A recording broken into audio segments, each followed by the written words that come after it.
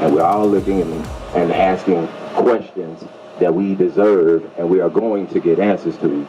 But today, we're going to celebrate Jabari because we will not let this be his last memory. Amen? Amen? Amen. The call for transparency and mourning a life gone too soon. Those were the focal points of a vigil in honor of 18-year-old Jabari Peoples. In fact, it was a week ago tonight that the teenager from Aliceville was shot and killed by a police officer at a soccer park in Homewood. Your reporter James Giles has been following this story since it broke. And James, there are two very different versions of what happened that night and lots of questions. Tell us about the message that folks had there at the park.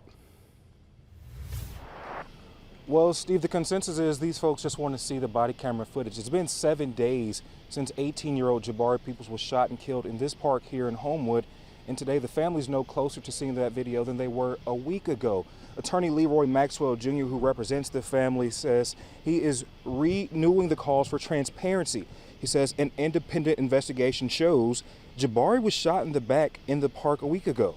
Homewood police say Peoples resisted arrest and reached for a gun during a struggle with the officer who shot him. But according to Maxwell, an eyewitness here at the scene that night says Peoples never had a gun.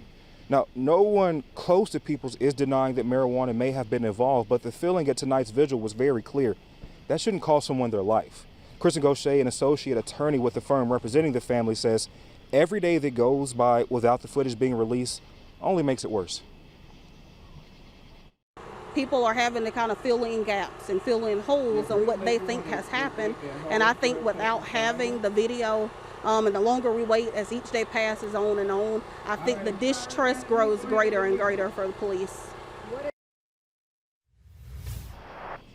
And we also reached out to Homewood police this afternoon, who say they are sticking by their June 25th statement that contends that Peoples resisted arrest and reached for a weapon. We also did reach out to Aaliyah, who declined to comment today, but previously said that they would not be releasing any further information.